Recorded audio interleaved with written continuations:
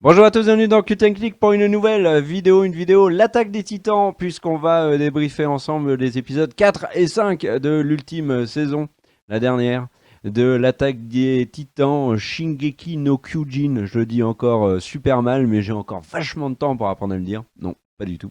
Une vidéo malheureusement sans l'ami Greg qui a un empêchement et c'est vraiment dommage, parce que comme il est en avance dans les mangas par rapport à moi, qui suit sur l'anime, eh ben, il peut se moquer de toutes mes théories et je n'aurai pas le plaisir de voir ses longs silences comme lors de la précédente vidéo.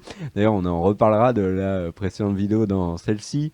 Donc voilà, et avant de commencer, je tiens à vous dire qu'il y a sur la chaîne une vidéo qui s'appelle Les animes de 2020, où justement Greg a fait une grosse sélection des animes qui l'ont marqué en 2020. Alors, c'est pas tous les meilleurs animes de 2020, mais lui, il en a vu beaucoup. Et la vidéo est vraiment très chouette et il m'a notamment convaincu sur certains animes que j'ai commencé comme Tower of God. Je me suis remis à My Hero Academia, donc vous le savez, je ne suis pas un incroyable connaisseur d'animes, mais je me soigne, comme diraient d'autres. Et l'attaque des titans, par contre, c'est un énorme plaisir. Et justement, parlons-en de l'attaque des titans. Sur la chaîne, vous pouvez retrouver nos avis sur les 3 premiers épisodes. Et on s'était quitté avec l'analyse de l'épisode 3 où on trouve Falco qui est en train de parler à un vétéran avec des cheveux longs, une jambe en moins et puis un œil abîmé. Et moi je n'avais pas vu que c'était Eren. Dans les commentaires vous vous êtes moqué. C'est pas très gentil de vous moquer. Mais en tout cas ça a changé complètement ma vision de la saison. Et je trouve que cette saison de l'attaque des titans, alors vous l'avez dit maintes et maintes fois, vous n'êtes pas prêt, vous n'êtes pas prêt. Mais en tout cas, je pense qu'on n'est pas prêt. Parce que je trouve que déjà, il y a des idées vraiment qui sont incroyables dans cette saison 4. Le fait juste, par exemple, d'inverser la situation, que ceux qui étaient les assaillants soient aujourd'hui les assiégés, et ceux qui étaient les gentils aujourd'hui se retrouvent plutôt dans une posture de méchant, si j'ai envie de simplifier avec des mots enfantins. Alors la découverte des reines présents sur place, bien évidemment, perturbe. Alors, il y avait dans l'épisode 2, ou peut-être fin d'épisode 1, je ne sais plus, on voyait, pendant que les gens faisaient la fête après la victoire, on voyait un personnage un peu énigmatique. Alors, apparemment, c'était Eren, c'est ce que m'a dit Greg. Moi, je m'étais dit que soit c'était un personnage qui était infiltré, donc j'avais pensé à une personne qui venait de l'île Paradis, ou une personne qui n'était pas d'accord avec une personne de marre, mais qui n'était pas d'accord avec ce qui se passait actuellement. Et puis la série de toute façon fait qu'elle vous incite à oublier cet élément-là.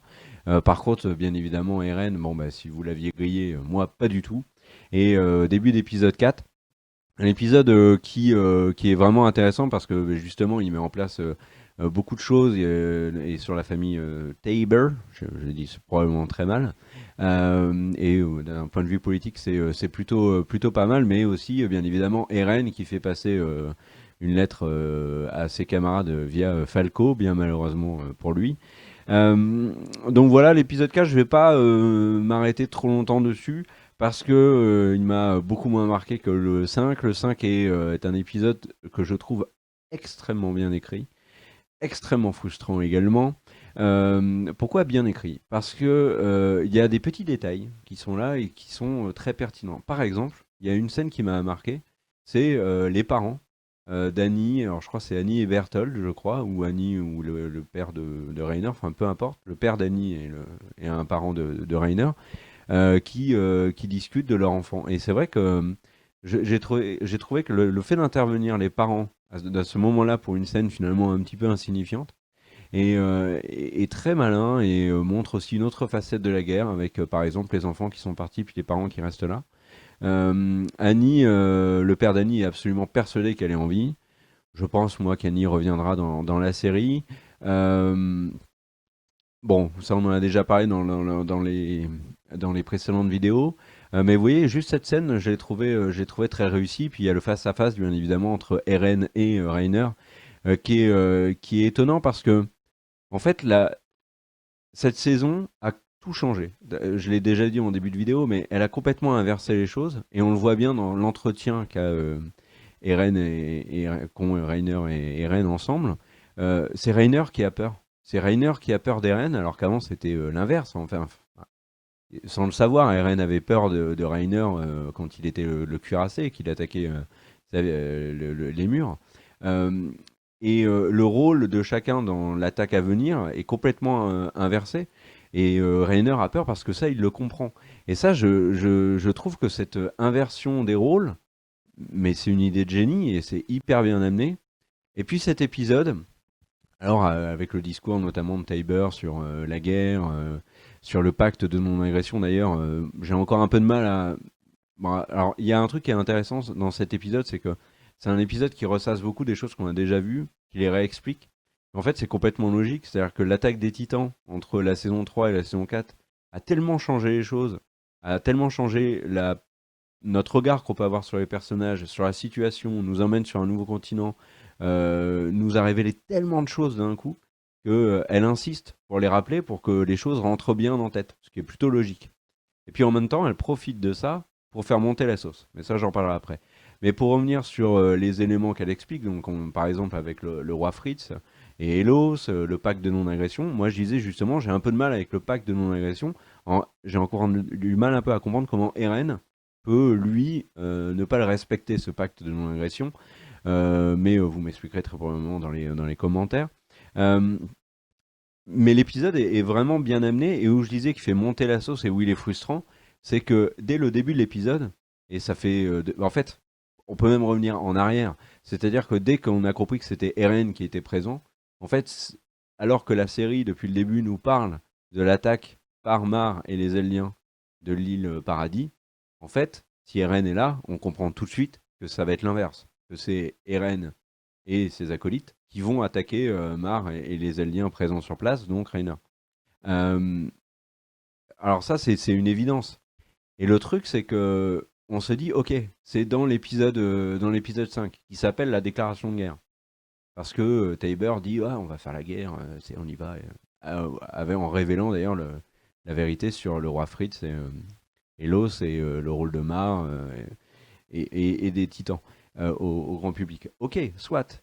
Mais on le sait qu'elle va avoir lieu cette attaque. Et c'est hyper frustrant parce que l'épisode fait monter la sauce en se disant, bon là il va se passer quelque chose. Oui mais attends, on discute encore un peu. Ouais mais là vraiment on sent. Là il va se passer quelque chose. Ah bah non, on continue de discuter, etc. etc. Et quand il se passe ce fameux quelque chose, la transformation d'Eren, et Tabor qui se fait exploser, et ben là on a un to be continued. Et là, franchement, j'ai eu le seum. J'ai eu le seum comme Thibaut Courtois qui va chercher le ballon dans les cages belges en demi-finale de la Coupe du Monde. Je me suis dit, c'est pas possible. Ils vont pas arrêter l'épisode maintenant. Ça fait vraiment de longues minutes que j'attends que ça explose. Et quand ça explose, c'est fini. En plus, si vous avez vu la preview de l'épisode qui est juste après le générique de fin, moi, ils m'ont hypé vraiment de ouf avec le Titan Marteau.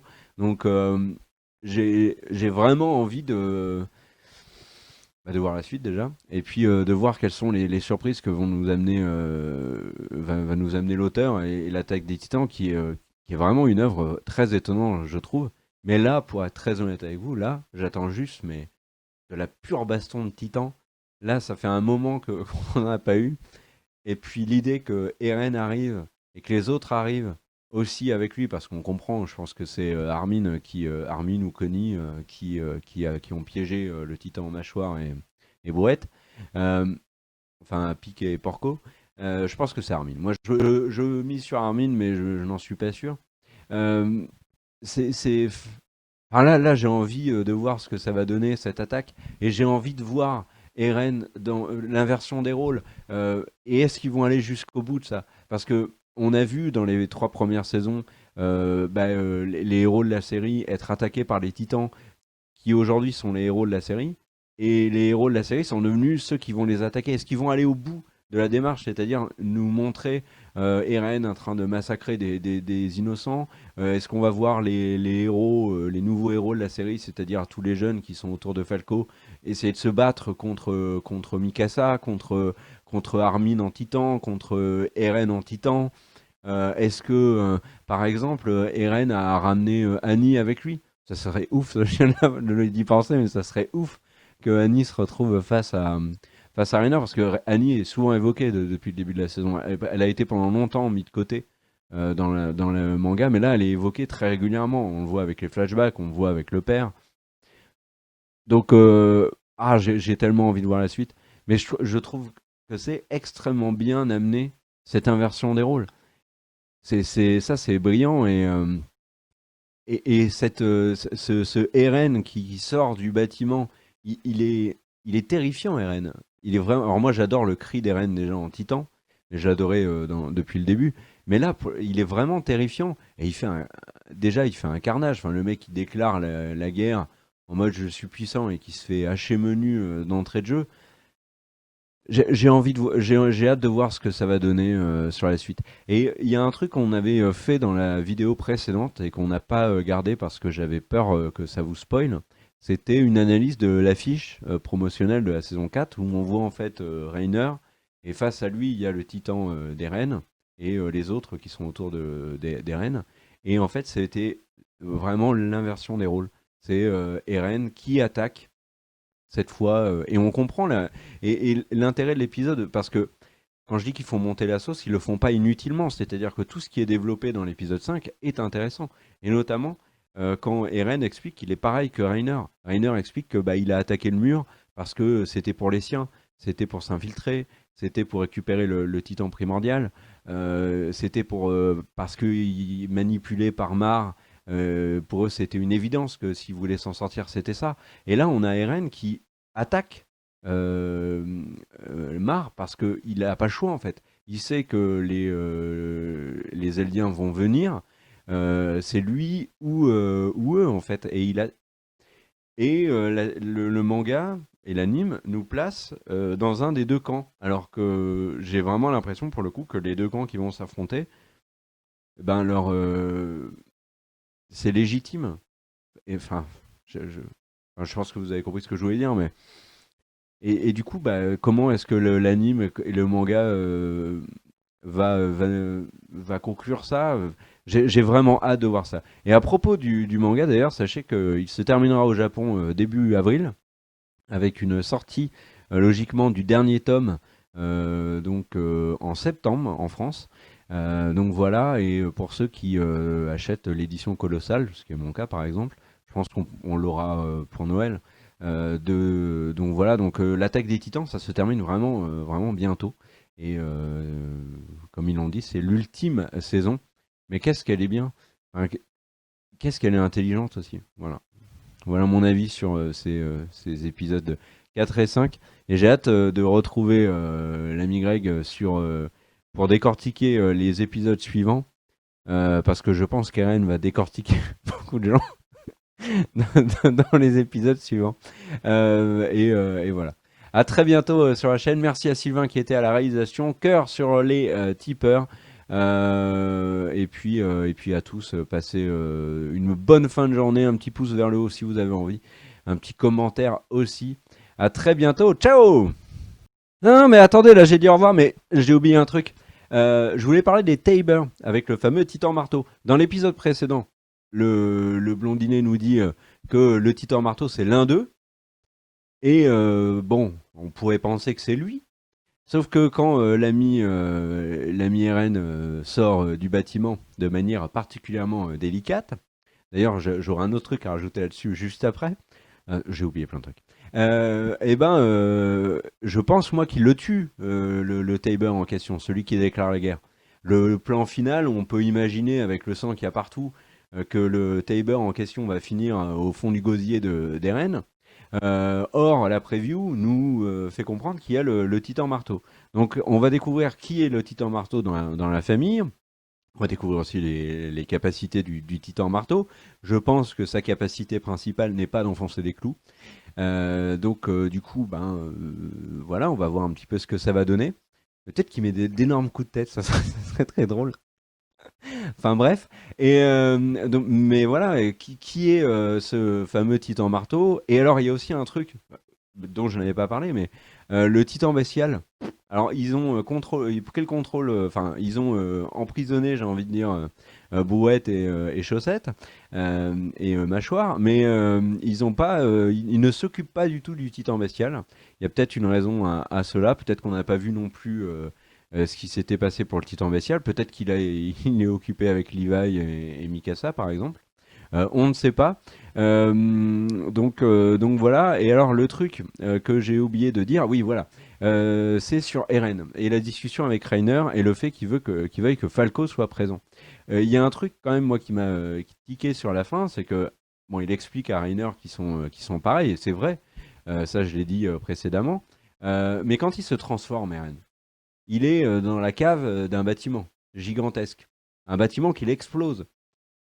Je suppose que quand tu es à 1 mètre, donc déjà au niveau distanciation sociale, c'est moyen.